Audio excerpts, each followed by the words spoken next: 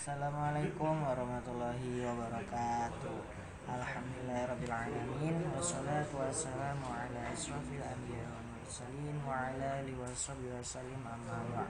Yang terhormat Abi Hanif dan Umi dan sekeluarga selaku pengasuh pondok pesantren Kemala dan Huda. Dan saya hormati dan saya sayangi orang tua saya yang berada di rumah. Semoga kita semua senantiasa di bawah perlindungan Allah Subhanahu wa taala. Amin ya rabbal alamin. Saja pada malam hari ini saya akan mempresentasikan tentang peta imajinasi saya, yaitu tentang kitab Sulaiman bab ke-11. Di sini kita akan membahas tentang tragedi sihir dan kisah Harut Marut. Jadi tragedi sihir itu pada masa Nabi Sulaiman terjadinya, yaitu dengan awal dari sekelompok kaum Yahudi yang dia itu diajari oleh syaitan itu tentang sihir. Jadi dari mana si syaitan ini mendapatkan sihir? Jadi ada dua pendapat. Yang pertama, ada kitab-kitab sihir itu dikubur di bawah tempat duduk kerajaannya Nabi Sulaiman. Setelah Nabi Sulaiman wafat, maka syaitan itu pun menggali dan mengambil kitab-kitab itu dan memberitahu kepada orang-orang bahwa Nabi Sulaiman itu adalah seorang penyihir gitu. Tetapi sebagian ada yang tidak percaya dan sebagiannya orang-orang yang imannya lemah itu percaya aja gitu. Dan mereka itu sampai membencinya sampai anak cucu turunannya. Dan yang pendapat yang kedua di sini ada yaitu info langit yang dicuri oleh syaitan. Jadi kayak info-info yang dari langit. Info dari langit. Terus contohnya seperti Harut Marut. Harut Marut ini adalah jadi kisahnya Harut dan Marut ini adalah yang berawal dari ada seorang malaikat yang melihat amal manusia yang itu berwarna hitam dan berbau busuk gitu. Terus malaikat itu berkata kepada Allah, wahai Allah, makhluk yang paling dimuliakan yaitu pokoknya makhluk yang paling dimuliakan itu malahan justru dia itu mendurhakaimu ya Allah gitu kan katanya malaikat. Terus Allah bilang kayak gini, jikalau aku meletakkan sesuatu sesuatu sama yang seperti manusia itu kepadamu, niscaya kamu juga akan berbuat demikian. Terus kata malaikatnya, sungguh aku akan berbakti padamu dan aku tidak akan pernah mendurhakaimu, kata malaikat kayak gitu.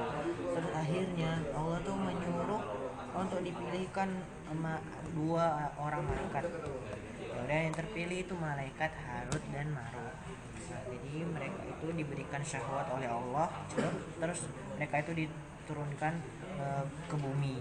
Untuk apa diturunkan ke bumi? Itu untuk agar menegakkan hukum dan melarang hal-hal yang buruk seperti berzina, DKK. Terus Allah juga mengajarkan kepada mereka itu Ismullah al-Azam. Itu adalah jadi nanti mereka itu setiap sore itu akan naik dengan Ismul al-Azam itu. Mereka Ismul al-Azim itu mereka al-Azam. Nah, itu mereka tuh akan naik ke langit.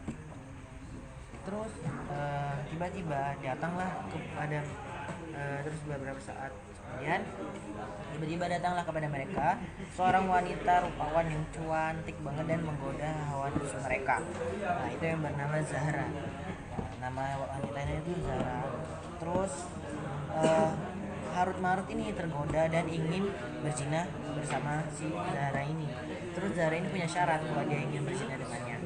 Dia itu harus membunuh suaminya, harus menyembah berhala, harus berapa gitu, ngombeng sih gimana, mabuk-mabukan gitu.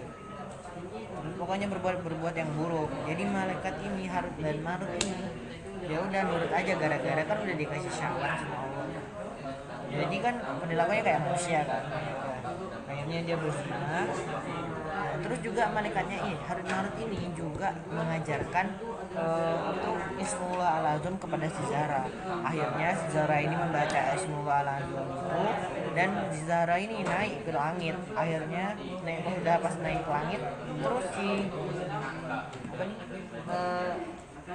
Harut Marut itu juga baca Bismillahirrahmanirrahim, tetapi itu sia-sia dan buat mengejar si Zara kan terus sia-sia nggak bisa.